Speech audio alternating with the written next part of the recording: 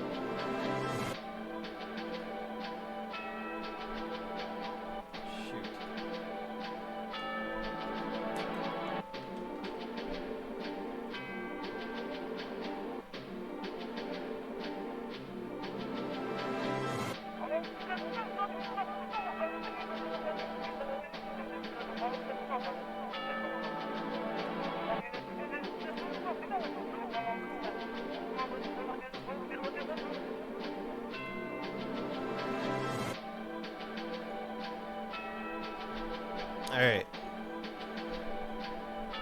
What are you guys talking about? And still doing research for what I'm about to say on the show.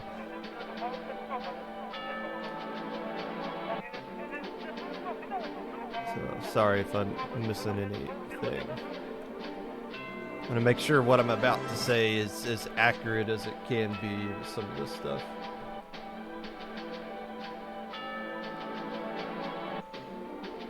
People are calling the Maloos.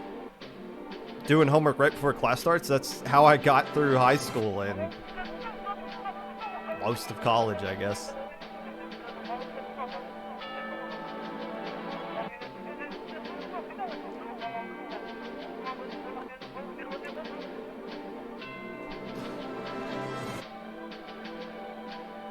I was one of those people in high school that could get like a solid A or a high B just off of barely trying. And I think most people hate people like that, which is why people don't like K-Gal, because they feel like, oh, well, you're just getting, the only reason you're good at the game is because of the weapon you use, which is like, no. That's a rant I got ready to go in the back of my head whenever necessary, but it's not today.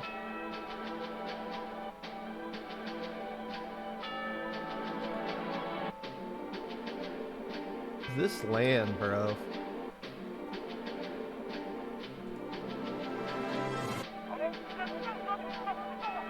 I'm looking all over for any kind of information about health and safety protocols at this Lowtide event, and I'm convinced there isn't anything publicly posted anywhere. I mean, I could DM somebody and get that information, but that's not the same as it being widely available for everyone attending this event to find. I want to make sure that is the case before I just go on a rant here. Responses on Twitter is not public information. That's not. I should be able to go to a website or a Discord. I shouldn't have to search a specific person's tweets to figure out what the health and safety protocols are. That I don't count that at all.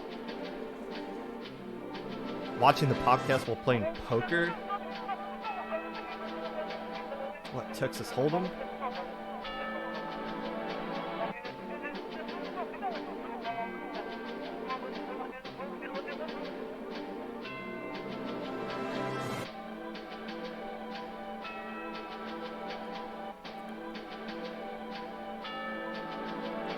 Oh yeah, the problem is K-Bot's not the one running this entire event. Like, they're running the Splatoon side, but they're not the ones dictating what the Texas law is or how Kalahari is going to enforce things or whatever. If I'm just a casual person and I see this event on Twitter and I want to get information about it, and I go to Smash GG and there's nothing and there's no Discord, that is a concern. It's also a concern, well, I mean, I'll talk about this in a second.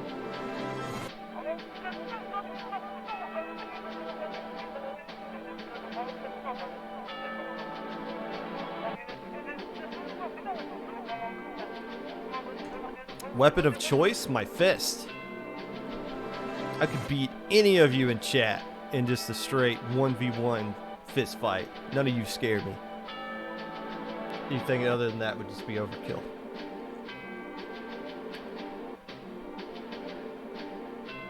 If I were to register, I would go through smash.gg. Correct, yes, Haya. To register for Lowtide, you go to the smash.gg thing. You should be able to. The registration. All registrations are non-refundable. Make sure you're aware of that. Register now. You go to Splatoon 2 4v4 and you hit register now. Unless you want to play Smash. You could also play Smash 64. Is the meta for Smash 64 just Pikachu versus Pikachu?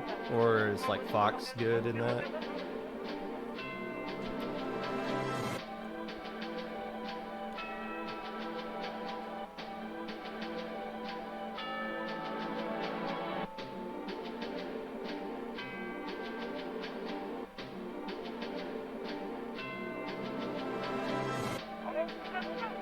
A competitor badge and a Splatoon 2 badge? Hi, I'm not. I don't work for this, so I don't really know. I think I don't know, Haya. I don't know the answer to that. And it seems like there's no Discord for you to ask that question to. Just right this second. So you should either just ping one of the staff members for this event or just wait and I don't know.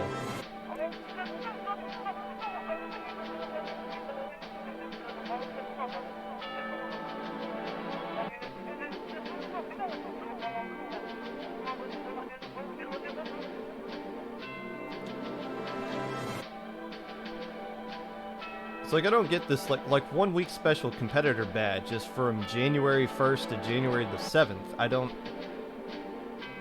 know what that means. So I'm not even gonna. I'm not touching it. This is my main in Smash. Okay, so in Melee, I main Falco, I main Falco, then I moved to Fox, and also, like, did Marth, but that was before I knew competitive Smash was even a thing. And I realized, after I found out competitive Smash was a thing, and was like, oh, there's this thing called wave dashing and all this other nonsense that I'm not going to be able to do, so I was like, oh, okay. But no, just on my own, casually playing the game, I came to the conclusion that Fox and Marth were the best characters. Turns out I was right for not the correct reasons, but whatever.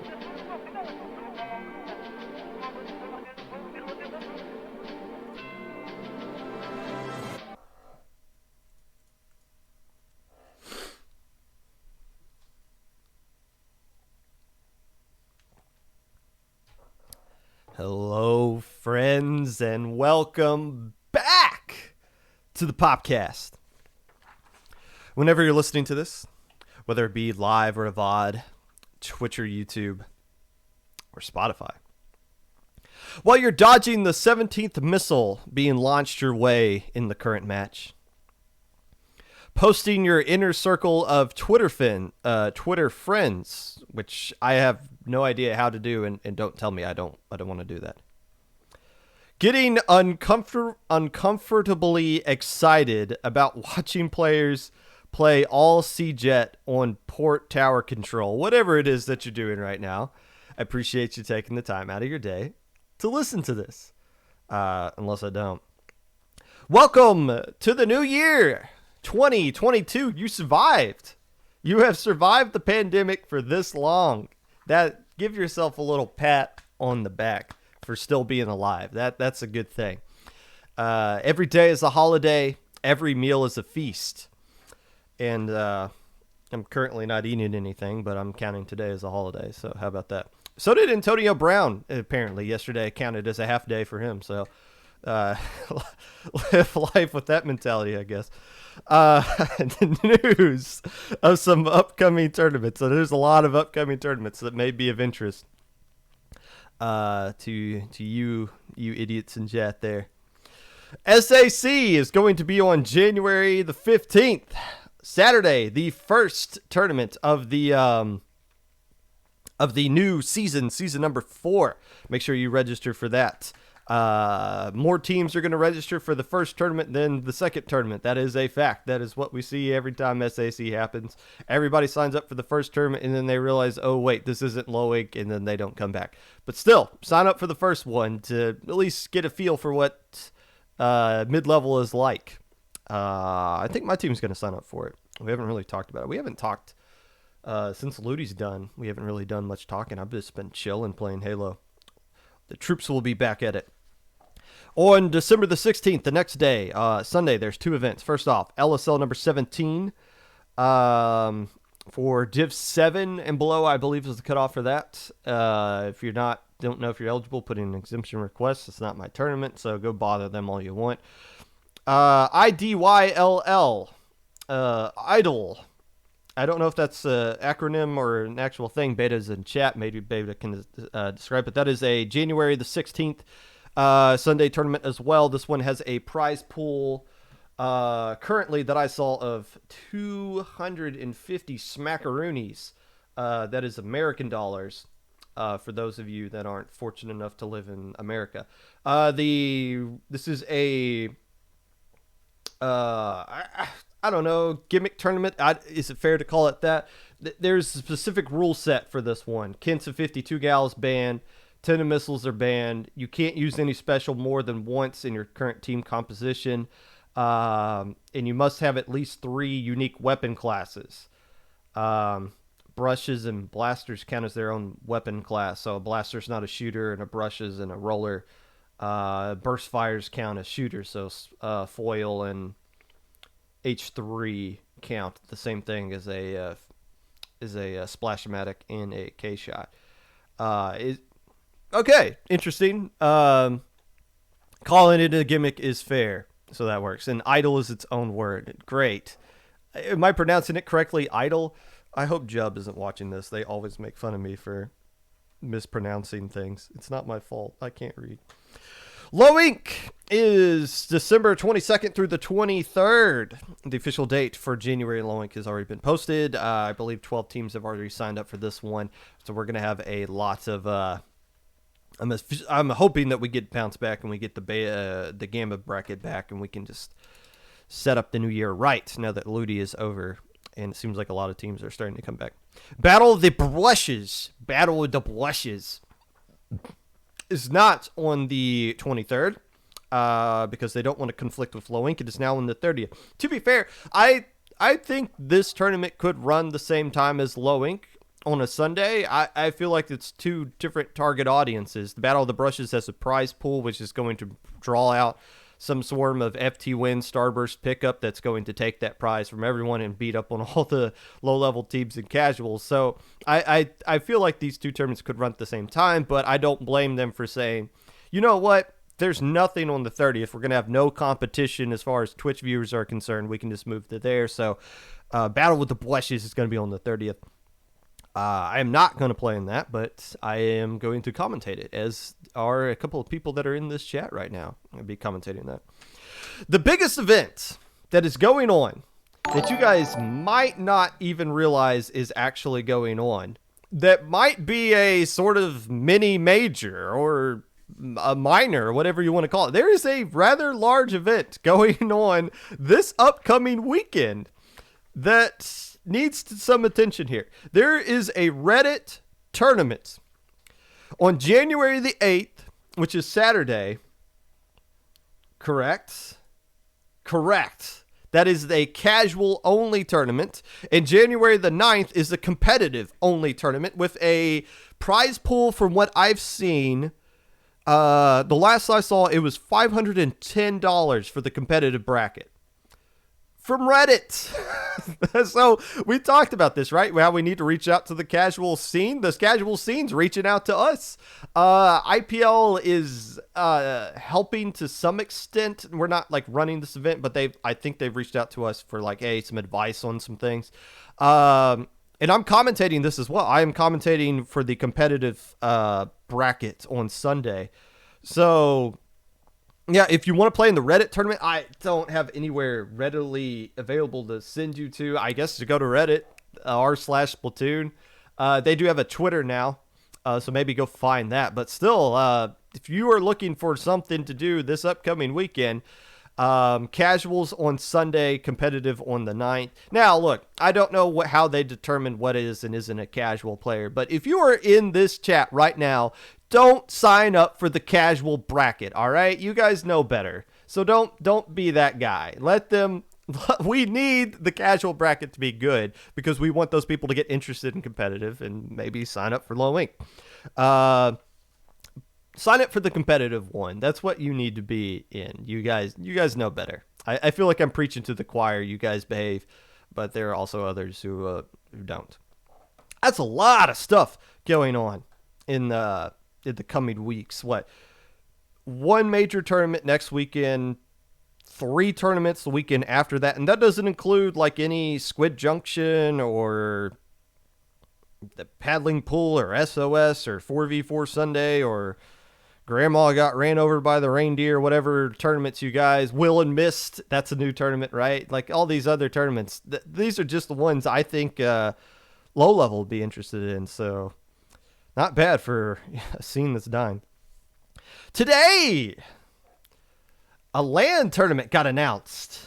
We're going to be talking about that in a rather fat weekly recap from all the tournaments that happened this past weekend, as well as a chat with the Moo of Mulloway Institute of Technology. Or is it Mulloway Inkling Technology, something like that? I don't know. We'll talk to the Moo. Basically about MIT and Ink Odyssey and all that good stuff. But first,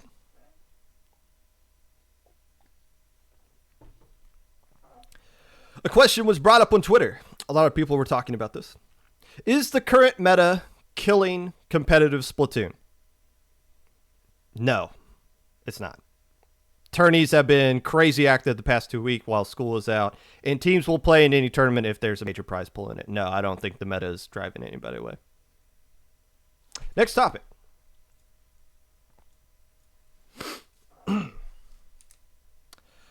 Last week, I talked about the future. What we were going to look forward to in the year 2022. As far as things that were going to happen, right? One of the things I talked about was LANs. How LANs were going to be taking place at some point in 2022. I'd hinted that I knew there was some things coming down the pipe, but I didn't have exact information.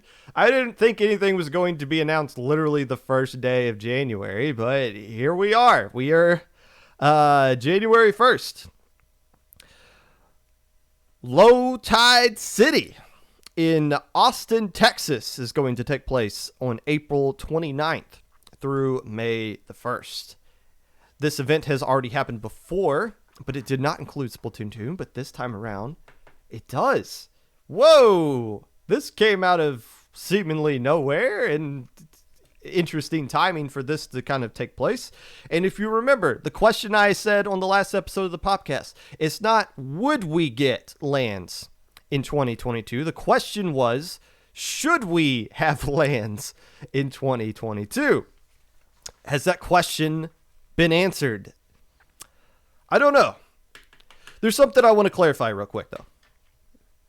And I've been doing research on this up to the very second, right before I went live, because what I'm about to say, I want to make sure is 100% accurate to my knowledge. So if I say anything that can be overridden, I will open up the next episode with a, what they call it, affidavit, a amendment of some sort, a retraction, I guess, and we'll get this information correct.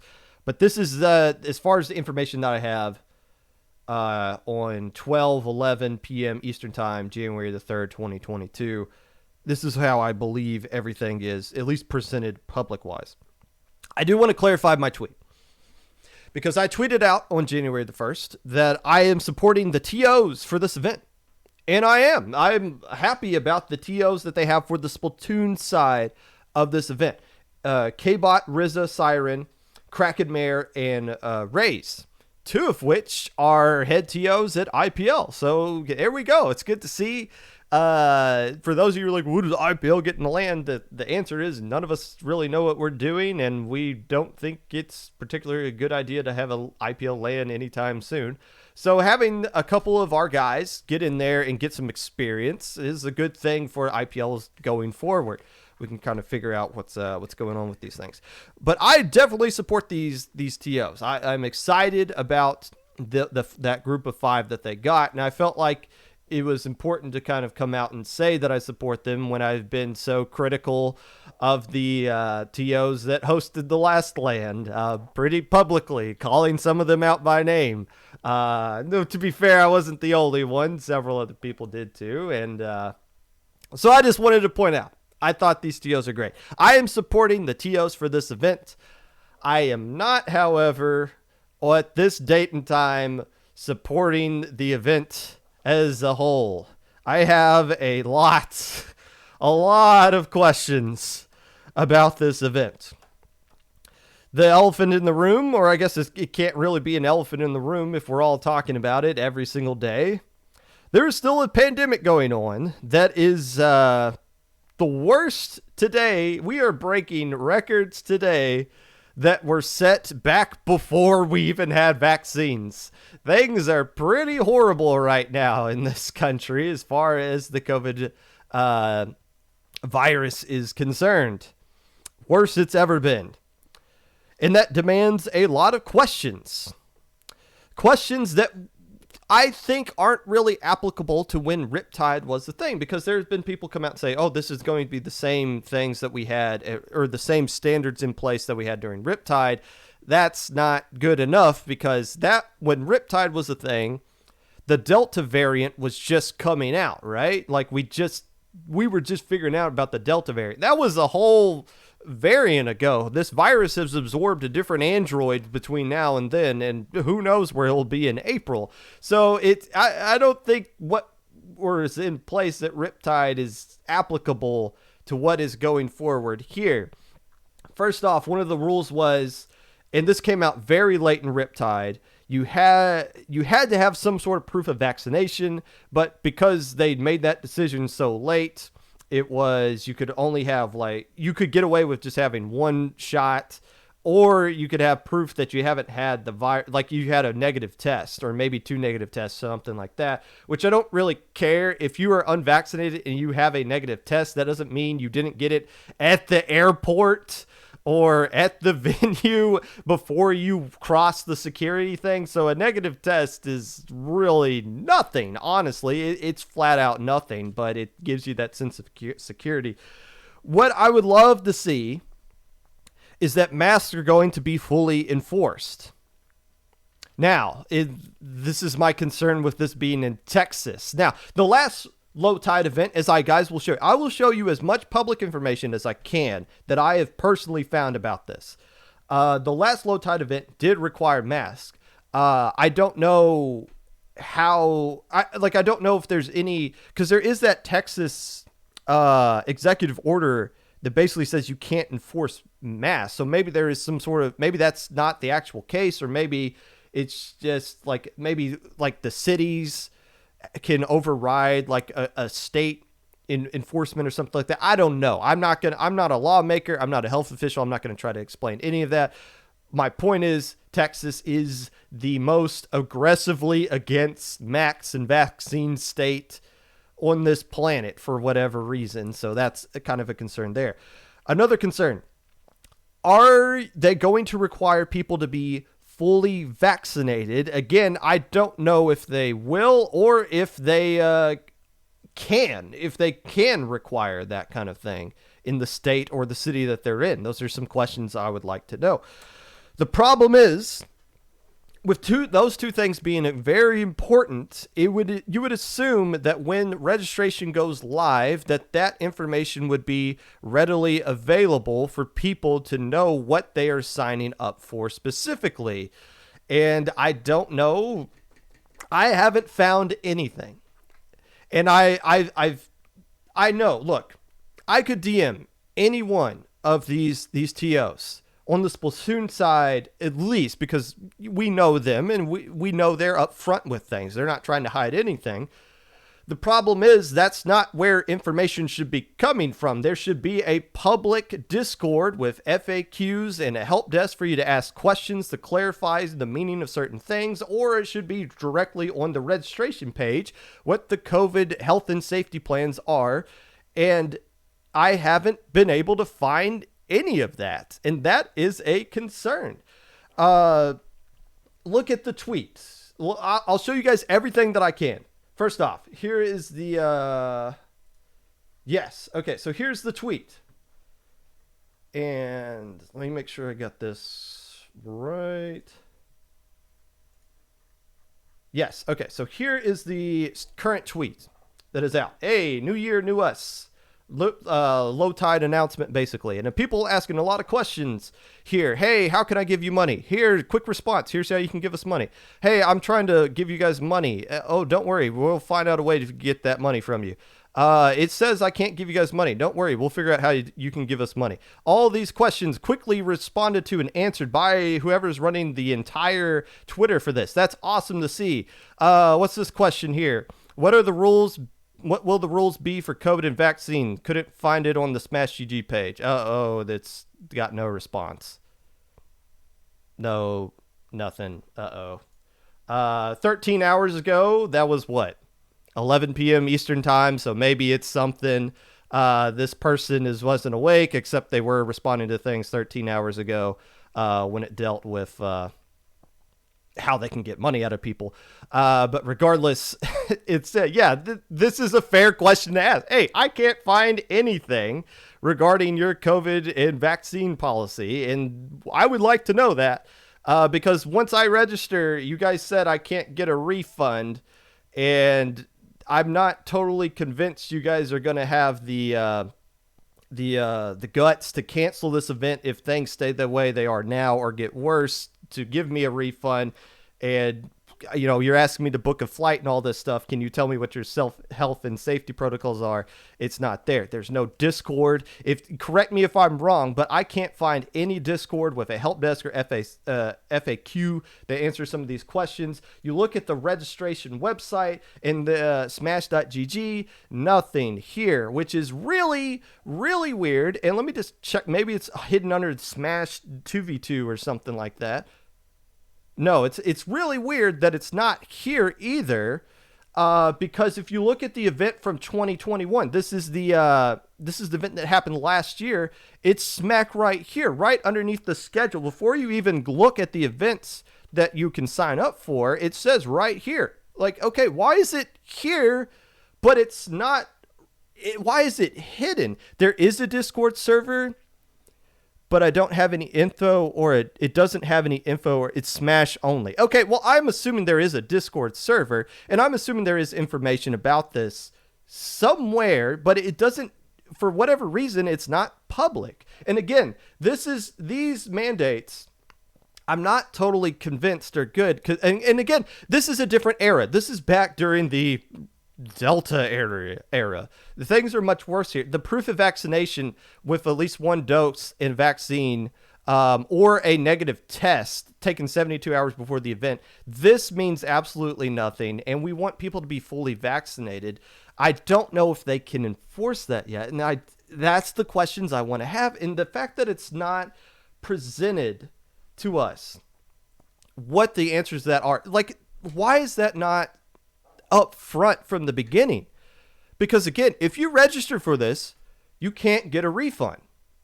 If this event, if you book a flight, you can't just cancel that flight and get your money back, right? Like, they're asking for us to do a lot of things without public information being brought forward, and that really sucks a lot. And again, this isn't the Splatoon. Our Splatoon TOs, they don't make this decision. They're not the ones who created this. They're just running the Splatoon event for this Lowtide. My criticism is not with them at all. I want that to be 100% clear. My criticism here is with whoever is actually running this Lowtide event. And it's concerning. I don't blame people for registering for this at all. Look, any event that you do from now, probably for forever, is going to require some inherent risk of any kind of health and safety issues going. That's just the world that we live in. I understand that.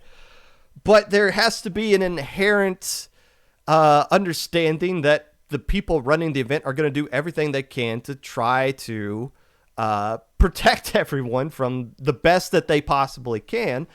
And when you're allowing registration, when you're allowing to take people's money before you explain what the protocols are going to be, I think that's a massive L, and that's a massive red flag, at least for me. But I don't blame other people who have already registered, because some people already have. And I don't think less of them at all. It's all choices we all have to make. I'm just explaining why I'm not fully, why I got a lot of concerns about this thing right now. It's interesting, right? Because there is a major LAN going on at the end of this month. Genesis, as far as I can tell, is still currently going on at the end of January. Now, keep in mind, this is Smash only, and it is in the state of California, which has been the first and one of the most aggressive states, maybe outside of Michigan, to be against everything, to be pro every kind of like restriction as far as COVID stuff is concerned. But there's another angle to this, right? Because Genesis is going on, and it'll be interesting to see how that event runs in the current era of this pandemic that we are. But there's another angle here, because Splatoon 2 isn't at Genesis. Now, why is Splatoon 2 not at Genesis? I have heard several rumors, and I have sources, and I know it's really just an open-ended thing to say, I've had sources tell me this, and not explain who those sources are. But look, you guys know I've been slightly correct about everything that doesn't have to do with predicting a winner for Low Ink. One of the major issues why Genesis is not, or why Splatoon 2 is not at Genesis, is because the people that are running Genesis don't fully see Splatoon 2 as a viable thing that can be run at a LAN just yet. That might change when Splatoon 3 is the case, but as far as Splatoon 2 is concerned, they just don't see it just yet. Now, why do I bring that up? Because if Lowtide doesn't get the registration numbers that Riptide did, I'm fearful that more TOs that try to run events outside of these tides are going to look at, oh, Splatoon 2's dead. We can't touch it. No, it's not dead, you jackasses. Splatoon 2 is great. I will travel anywhere. My wife and I have talked about going to Breeze for a LAN if things are safe in good protocol, and I know I don't have to sit in an airport for a week before I can be let back into the country or something like that. Like me, I can get off work We're young. We have money. We don't have any kids. So we can travel. We want to do these things. Like, we want to go to lands as many as we can while we're still in the stage of life that we are. While I still have some hair left on my head. And several other people are in that boat too. If the pandemic wasn't a thing, I guarantee you, we would flock to Austin, Texas like nothing else. That's what's concerning. You want to support your scene. You want to do all these things. It just sucks, man. It just sucks. I asked the question, and I'll ask it again here. Should we be having a LAN yet? In my opinion, the answer is no. I reserve the right to change that opinion as, well, the CDC tells us it's all right to change that opinion. Not the people running Splatoon events or Smash events, because none of us are health professionals, including me, to be fair. So all of this is subject to change. I get that. And you gotta be flexible, be adaptable, as they've said, as we've been told for the past 2 years now. So there is a bit of figuring things out as you go along. I get that. But I'm not giving them my money. I'm not giving them my money just yet until they give us more information. And if registration ends before we get that information, so be it. I'm fine. Honestly, I could see myself and my wife going there just as spectators. Like, I would be fine going there with a spectator pass, and volunteering and submitting an application, commentary application if they want me to do something like that. I would help out this event if I decided 2 months from now that it's going to be fine for us to go down there. But no, I'm not giving them anything today. No, I just can't. And that's just me personally, again. Also, for those of you who, what is it? FOMA, fear of missing out. I'll tell you this. I don't think this will be the last LAN of the year. If you I don't think you should be feeling bad if you miss this one. I think you'll get another opportunity. And that's all I'm going to say. With that said, let's move on to the next topic. Because I could probably just talk about that forever, but it's not something... You guys aren't all here for that. You guys want to hear Moo at some point. Before we get to Moo, we got to blaze on through the weekly recap.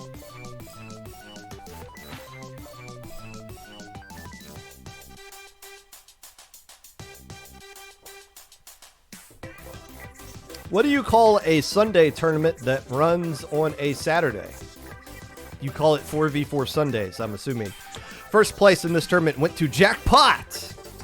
Second place went to 4Esk with a unicorn emote. And third place went to Radiance. This was a 33-team double elimination tournament that, again, happened on Saturday instead of Sunday. I'm pretty sure there is a prize pool for this. I don't know exactly what it is, but I'm sure that's what draws out some of these better teams. Some takeaways that we have from this tournament. FT Win, or I should say not FTW, did play in this one, was the number one seed. I'm assuming they dropped because they got 3-0'd by a team called Fresh Prince of Bethlehem, who didn't do particularly well after sweeping not FTW, and FTW didn't play the losers bracket match, so I think they just dropped. Also, I probably would have seen it was a 3v4, then dropped it. Fair enough. So even, hey, to answer the question, could FT Win play a 3v4 and win low ink? I don't know about that. We'll see. Maybe that'll be an April thing. I don't know.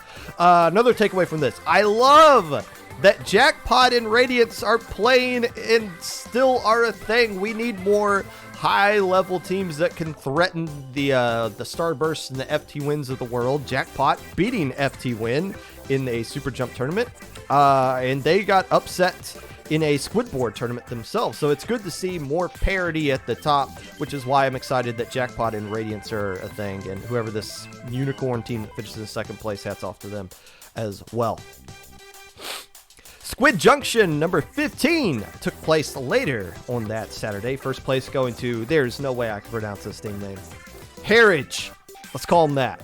First place went to Harridge. Second place went to Tukey. Am I pronouncing that correctly? Third place went to 27 Squad plus Dino, Haya Zuck, Blue, BLU, and Dino, which I'm convinced should be pronounced Dino, like the dinosaur dog on the Flintstones, because that's how it's spelled there. But Dino it is.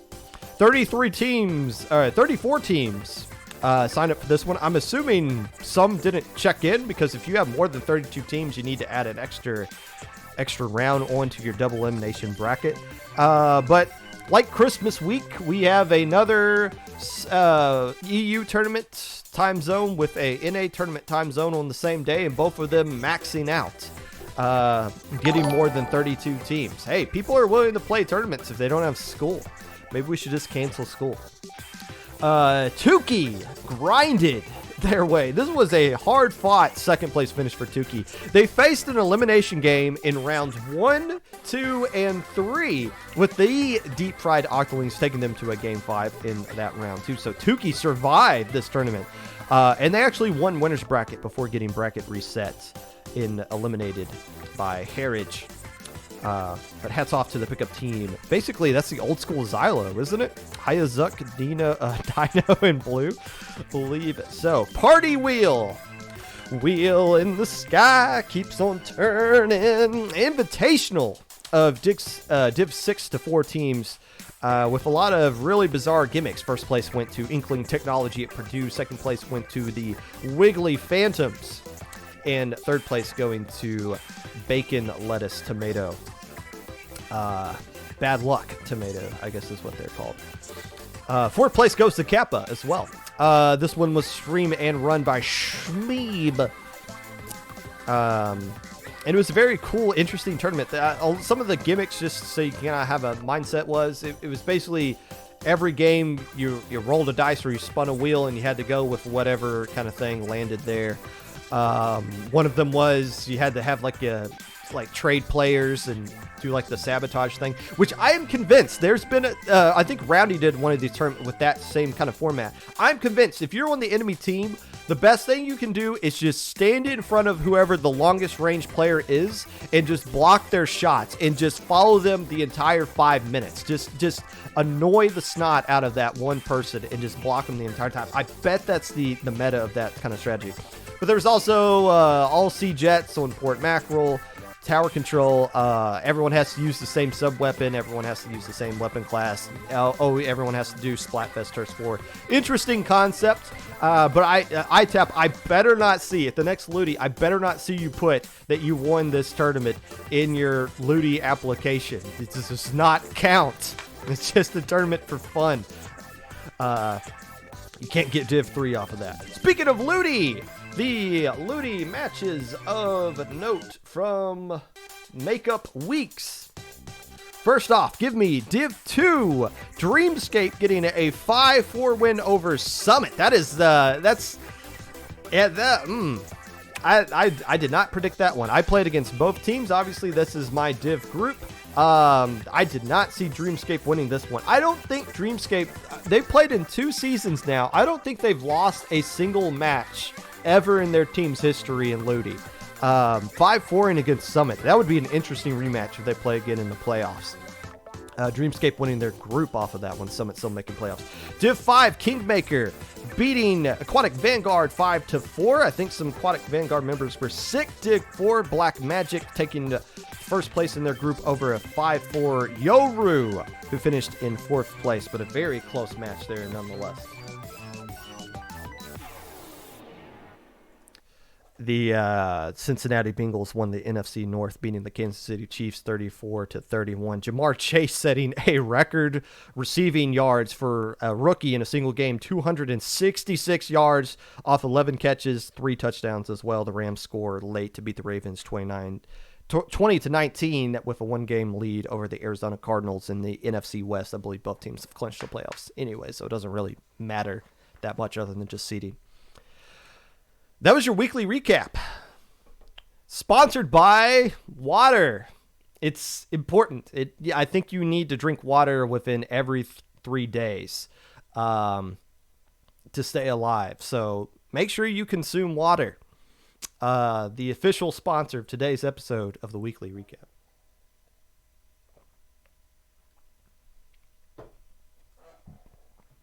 K-Bot missed the section where I talked about Lowtide.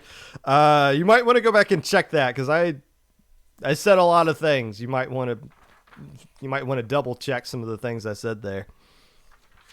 But I stand by everything I've said as of now until proven wrong otherwise. And as I mentioned before, if anything I said was factually incorrect during the Lowtide, honestly, it was kind of a lot of bad things. But again, if I said anything factually incorrect and not opinionally incorrect during my Lowtide segment, I will start off the next episode of the podcast with a retraction and getting that exact information correct. But we're moving on. We can't talk about Lowtide forever. We need to, at some point, talk about the Mulloway Inkling Institute of Technology. So welcome into the podcast. One of the head tournament organizers for MIT and 50% of, is it Woo or Mug? It is Mug. It's Mug. Okay, well, 50% of Mug. The Moo! Welcome back in Hi. for the second time into the podcast. Yes, second time. It was, I don't remember how long ago. Why Mug instead of Woo? What's wrong with Woo? Because then we can get a mug and put the word mug on it, and then we can have a physical object to represent the mug and moo combination. That's fair. I'll give you that one. Quick refresher for people. The last time I had you on was when Launchpoint first became a thing. Can you give people just a quick refresher of what Launchpoint is and I guess what MIT is in general? Yeah, so Launchpoint is a draft system server, and we are now running under MIT because we have Ink Odyssey coming. So we've got, it's a draft server, so similar to the Plus servers and Midpoint, except without voting. It started with the idea that there was going to be voting at low level, but Kello came in and saved us and said, hey, don't do that. So we took away the voting, we made it open, and the play is limitless. So you come in, you play a draft, and you get the match reported, and that goes toward a leaderboard. So it is basically a draft server that you don't have to get voted into. Can you explain what the application process is to get into Launchpoint? Yeah, so we have the application form now actually includes, it's one application form for both Launchpoint and Ink Odyssey. But yeah, we get information, we ask for your information, like obviously your Discord so we can tag you, your past experience, your Looty division, your latest or past ones. We now ask for your Batify, Challenge, and Smash accounts. They're not required, but if you have them there, that's great. Our verification staff also have a bot that they use that's made by Slate to dig up some information on everyone just to make sure we've got facts straight as well. So that process is all, we've got it locked and loaded by now. Is there a dog chewing a squeak toy, or are you murdering a pigeon Oh back there? my goodness. That is clear. That's my budgie. I'm not. I'm just making fun. I just heard it. Grace has a bird as well, and it's just a funny noise that they make. Honestly, Brie isn't in the room. I have two birds. I took Brie out because she is the one who usually makes the noise. But of course, The one that's It's usually silent decides to talk today. it's fine. It's totally fine. People like birds. It's fine the way they Oh, are. yes. So Ink Odyssey is now a thing. What was the mindset behind creating Ink Odyssey? Um, so in Odyssey, we kind of we had questions from people saying, "Hey, could you run midpoint?" Which is we can't go to midpoint and say, "Hey, can we run your server?" That's a bit too much. That's not for us to decide. But we kind of saw that our graduates were going on to not a lot. They had to fight to be in a similar system just to get a resource based on clout, and we didn't want that. And so we considered asking midpoint, say maybe we could collaborate on something, but the fact of the matter is we didn't actually want to take midpoint because midpoint and Launchpoint have two very different legacies. And the way midpoints run and the way Launchpoints run is very different. And because of that, people who like the midpoint way wouldn't, I don't think they'd take well to the way that we run things. So it was really a 3 a.m. thought where Wag and I were in a VC at 3 a.m. I said, what if we did our own one? We laughed it off, and the next day came and we were like, oh, wait, what if we actually did this? And then we asked Nightwing and PT, who are other heads. We sort of talked about it. We brought a couple of staff in to feel it out, figure out if we could do this. And yeah, from there it kind of built. We did actually have a different plan in place. MIT was still going to be a thing, but it was heading down a very different road until this idea came up. Could you kind of clarify something? Because there's the rumor that someone from MIT did reach out to someone from Midpoint to let them know that Ink Odyssey was going to become a thing, and that person with Midpoint didn't share that information with the rest of their staff, and they were going to caught off guard with that. Has there been any communication prior to the announcement of Ink Odyssey with Midpoint that you know of that Ink Odyssey was going to be a thing? So the short answer is yes. The slightly longer answer is that whenever we've communicated with Midpoint, Midpoint's actually been quite ingrained into Launchpoint from the start because we've had Restia on staff helping since the start, and then Restia actually seeded LPTC 1 through 3. And it's always actually been me doing the communicating most of the time. We asked about Maiden Voyage. We didn't actually get a reply until Restia came back. So we asked Restia. Therefore, when we went on to create Ink Odyssey, I asked Restia because that was only the only person who really responded to us. So we have always tried to involve Midpoint because the idea was Launchpoint was supposed to be a sister server to Midpoint, but it never really felt that way, and it kind of fell apart. So when it came to it, we said, hey, this is what we're going to do, and Restia wished us luck. So what you're saying is the intention for Launchpoint all along was for it to be like a feeder system to Midpoint, but it didn't turn out that way? Yeah, pretty much. Launchpoint was created by a member of staff on Midpoint when it first launched. Like, it came from Midpoint. We actually owe the idea of Launchpoint to Midpoint, but the way it developed was on a very different route to Midpoint, which is why we've kind of come at these crossroads where we're creating IO and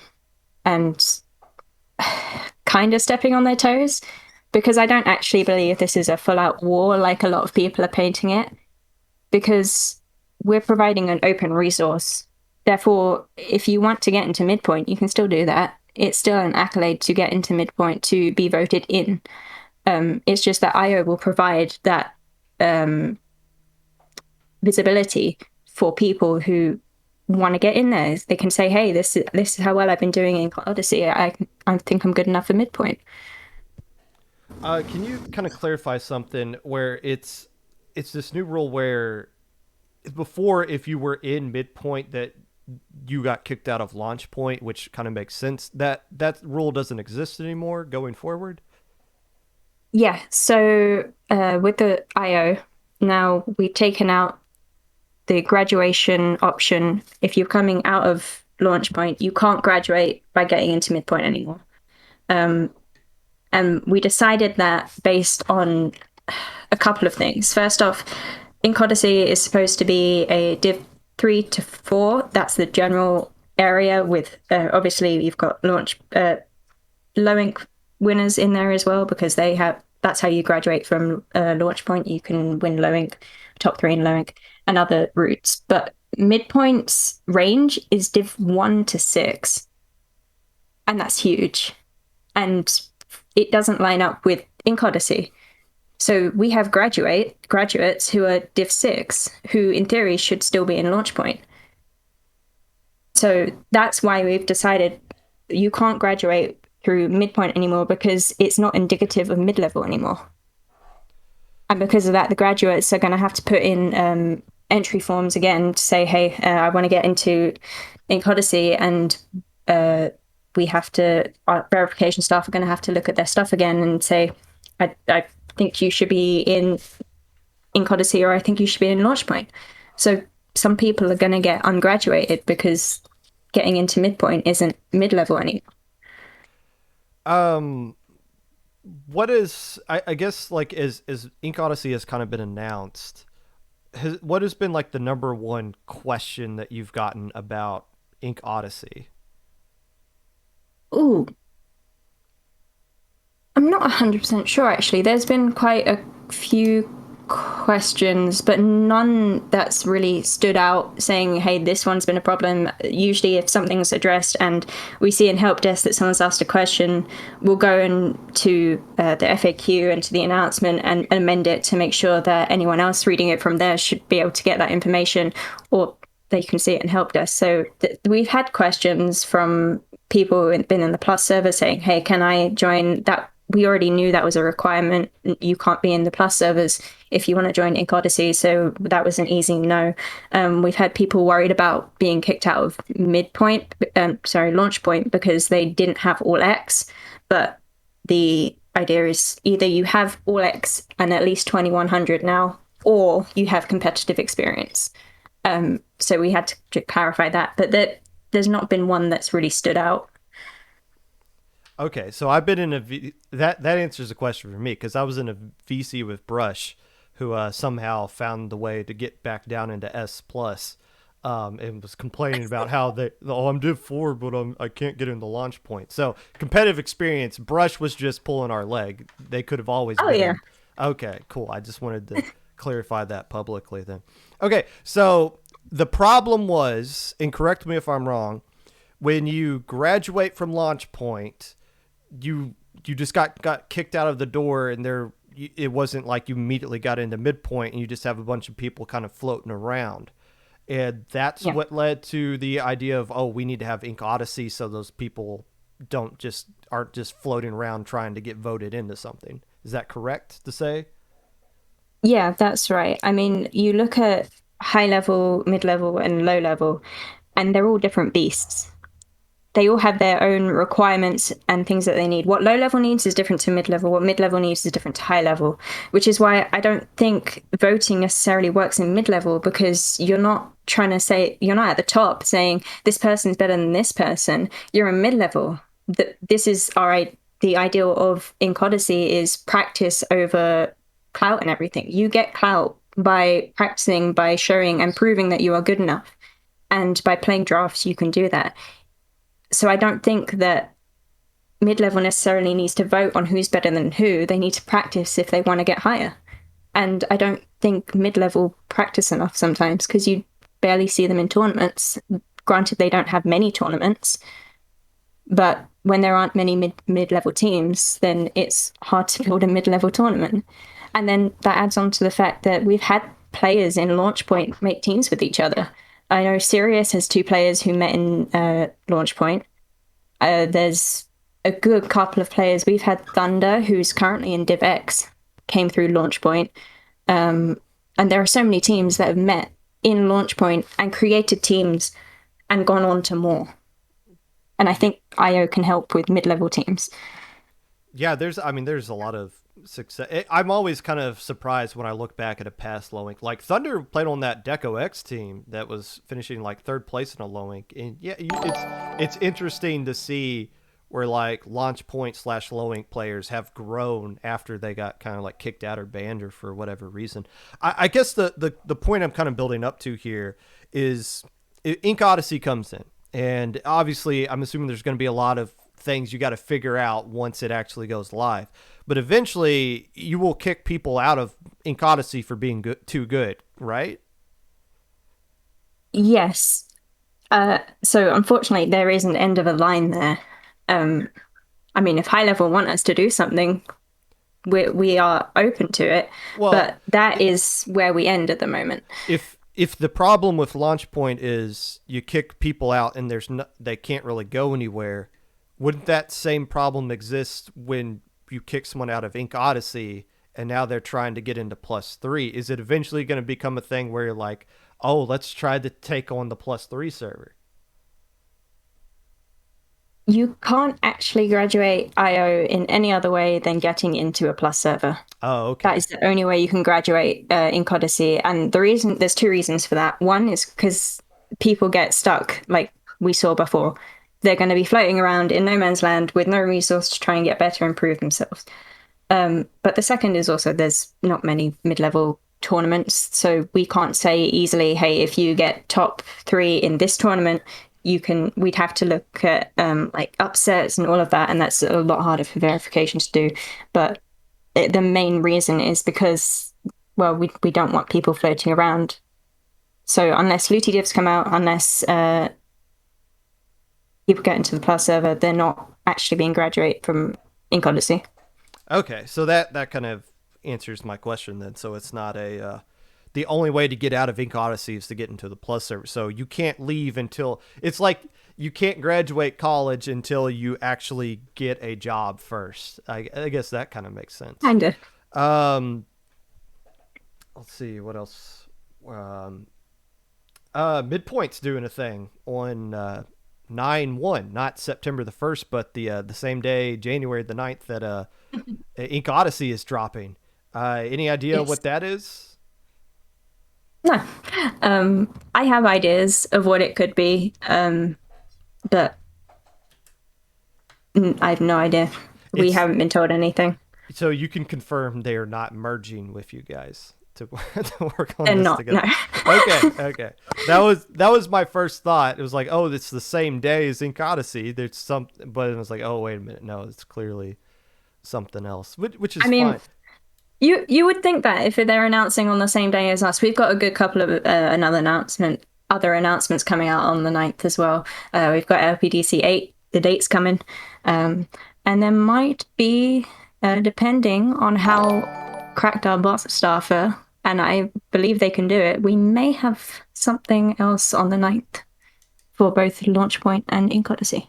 Ooh, a Ink Odyssey Draft Cup being announced the same day is what you're saying there.